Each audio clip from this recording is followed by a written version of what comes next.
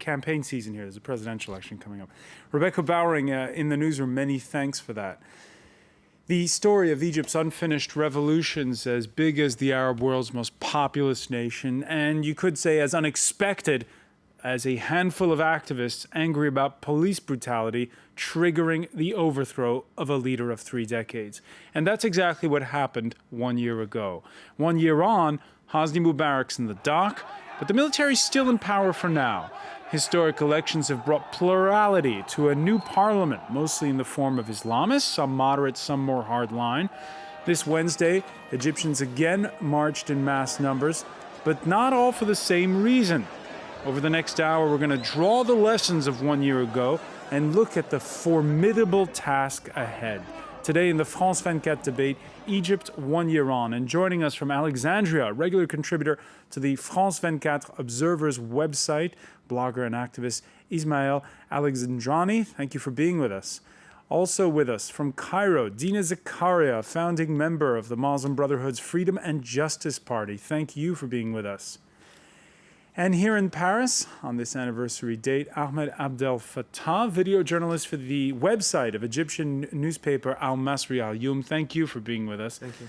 And François Zimre, France's roving ambassador for human rights, and France 24 senior correspondent Melissa Bell, part of our team that was in Tahrir Square 1 year ago. Now, lots of prediction as to what's going to happen next. We'll be talking about it, and you've been talking about it already on the France 24 Debate Facebook page. And to follow our guests as well as the show, why not try Twitter, our handle @FrançoisF24. Yes, it was 1 year ago today, a call on Facebook to demand justice after the death in custody of an Alexandria blogger, Khaled Said, a larger than expected turnout, a disproportionate crackdown, the context of the fall of Tunisia's strongman a few days previous. Those are the ingredients of what would ensue. Egypt's revolution began on the 25th of January, just days after Tunisians toppled their leader. Egyptians poured into Tahrir Square after a police blunder. 3 days on, there was a Friday of rage. Their anger targeted one man. Nobody find work, nobody find eat, nobody find anything. They want the Tunisian, but principally, they want exactly the Tunisian way to change this system. The regime responded with a crackdown. By the 1st of February, the uprising had spread nationwide. 1 million protesters called for Mubarak to go. And on the 11th of February, the moment they had fought for came. The Rais, Hosni Mubarak, has decided to quit the presidency.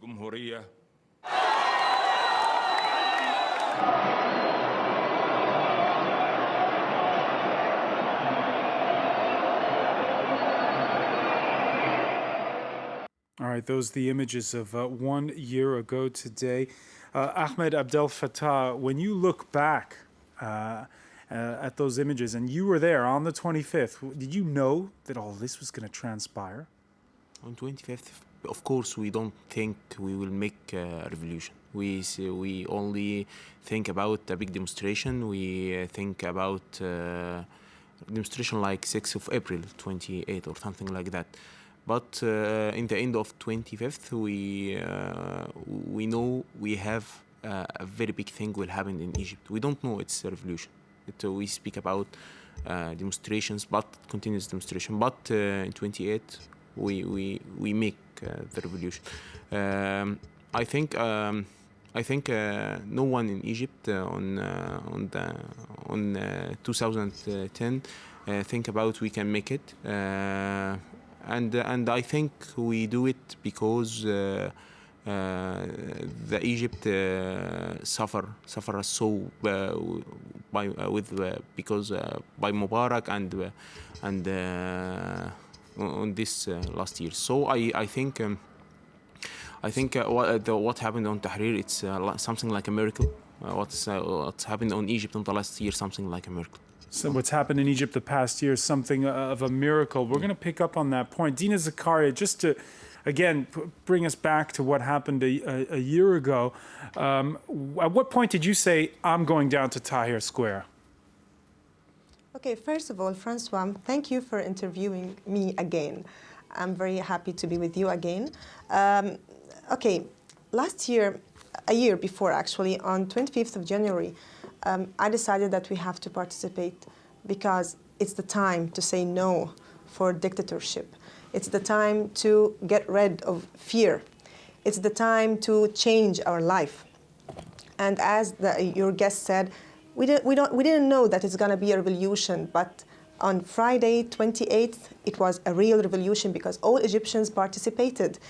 I believe that it's the day of revolution, 28th of January. 25th leads to that day, but the real day was 28th of revolution, 28th of January. It was a historical day for all Egyptians. Today we are celebrating, but I think we are going to continue doing that till next Friday. We have to participate with all protesters to continue our demands and to continue our revolution till we fulfill all our demands. All right, all the demands still in the future. Again, a reminder that it was touch and go. Hosni Mubarak's departure, never a foregone conclusion. There was, for instance, the day when we saw camels come into Tahrir Square and attack the protesters that were there.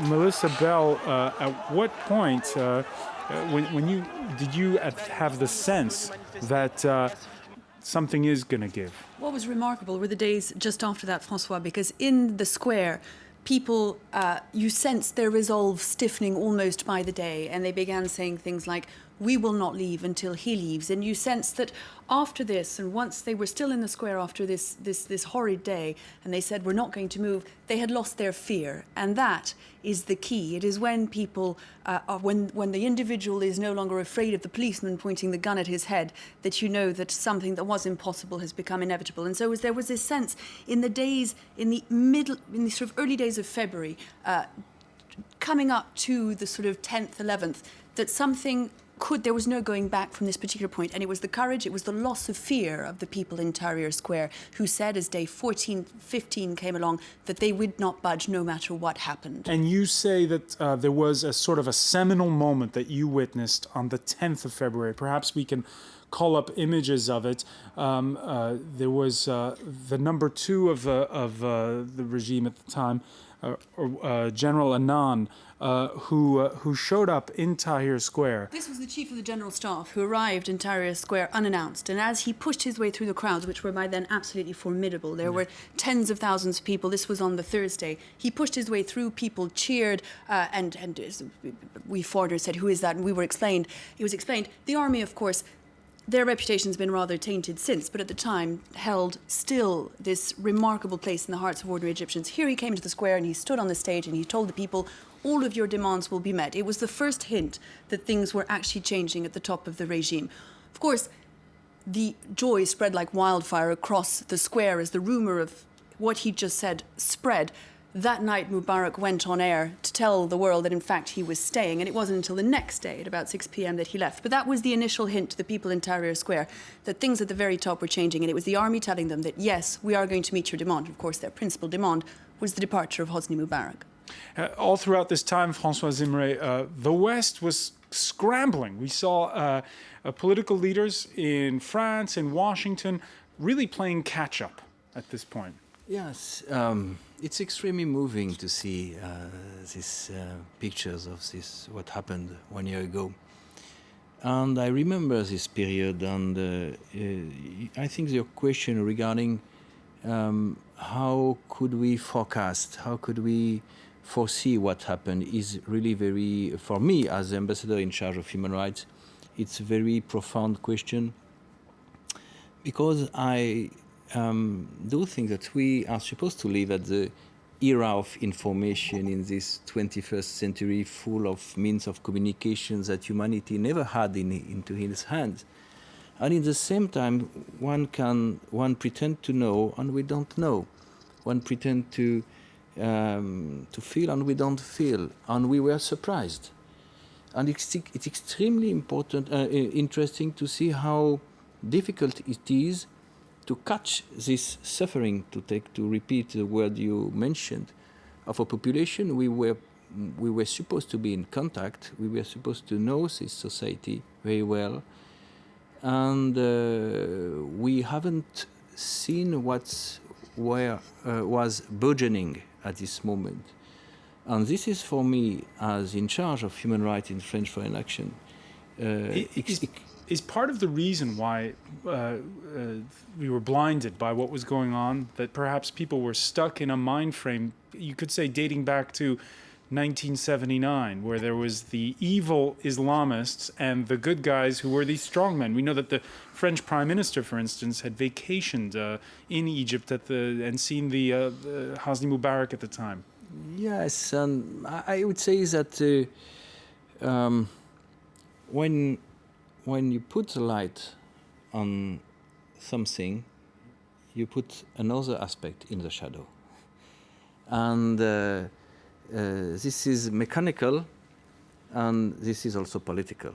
And in terms of human rights, a lot of sufferings and a large part of the realities were hidden to our eyes.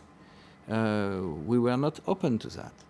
And we have to draw, and we are drawing the lessons of our surprise.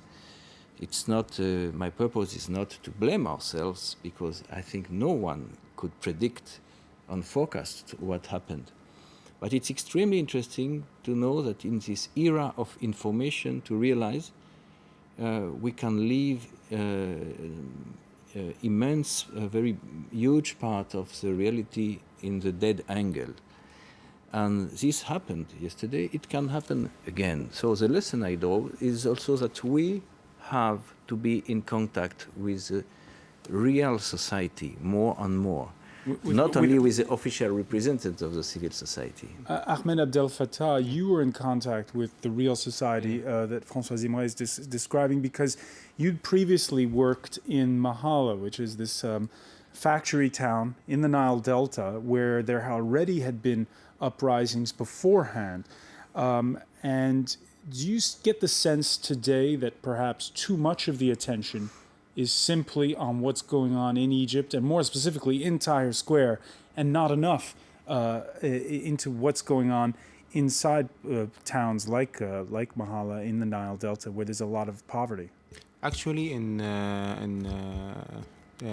25th of January, I will be in Mahalla to cover the demonstration. I go to Mahalla because I covered the demonstration in 6th of April 2008. It's a very famous demonstration on Egypt, on Mahalla. So I think it will be, it could be a big demonstration in Mahalla.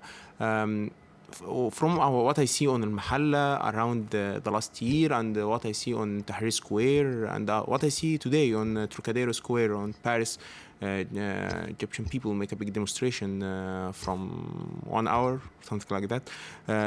I see the Egyptian people have a lot of things to do, where our revolution should be continued. We don't finish our revolution yet. We have a lot of things to do, and I think we need reconnect with Egyptian people back to work together to complete the revolution.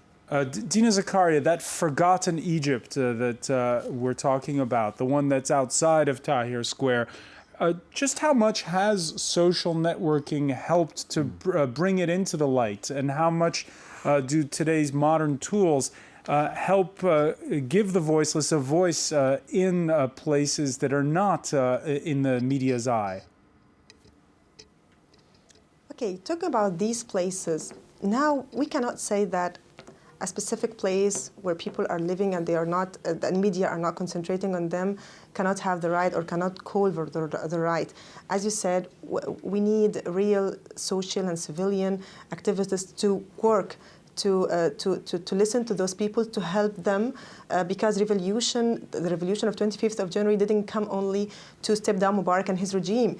We want to change our own perceptions for everything. We want to feel that we have to cooperate all together. We have to rebuild Egypt. We have to let people speak openly and freely, not to be afraid, not to feel that they don't have the right to express their demands. So now we need that kind of thoughts, that we have to look forward to our demands and to continue till we fulfill it. And let me ask you, when you see Dina Zakaria right now, the trial of Hosni Mubarak, what would you like to see as the outcome? Okay, let me tell you one of the facts, that one of the negatives of last year, that we can see a false trial of Mubarak. It was a false trial. It was not a real trial.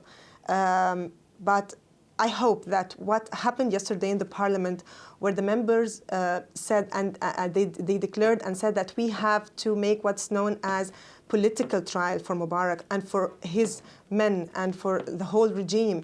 I hope that near we are going to see that, and I'm sure that our parliament and the members who are representing peoples are going to work hard to fulfill that, because we need to see that dictator being judged and being punished for all his criminal deeds towards the Egyptians.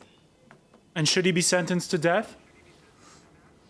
Why not? Yes, because he is not only responsible for those who was killed, he is responsible for all innocent people who were killed during 30 years of ruling this country using excessive power against those who are all against him. He should be sentenced to death because he caused the failure of our life, for our political life. We were not free to say whatever we want. We couldn't even change anything during his ruling. So now he is accused of a lot of things, not only killing, but accused the failure of our whole life.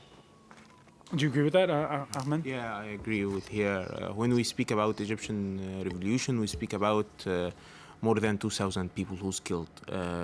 In Arabic, we said 2,000 shaheed. I can't translate it on English, sorry. We speak about a lot of thousands of people who's injured, and I think we need see Mubarak on real trial, not fake trial as we see. That's what François we need. Yeah. I have not to judge the trial itself because I don't know how it happens. I'm not Egyptian. I just want to say that first we are confident. We place our confidence into the institutions to do their job. Parliament and justice and separation between justice and parliament is a base of democracy, first. Second, human rights are not from one camp or another camp, cannot be divided. And most important for me, in my perspective, is the notion of fair trial, presumption of innocence. If someone is guilty, he has to be condemned, but he also has to be fairly judged. It's a universal rule. All right, human rights cannot be cannot be just for aside. one side and not the other. Yes, human rights are for when everyone. When we come back, we'll look at the people who surrounded Mubarak, many of whom are still in power. Stay with us.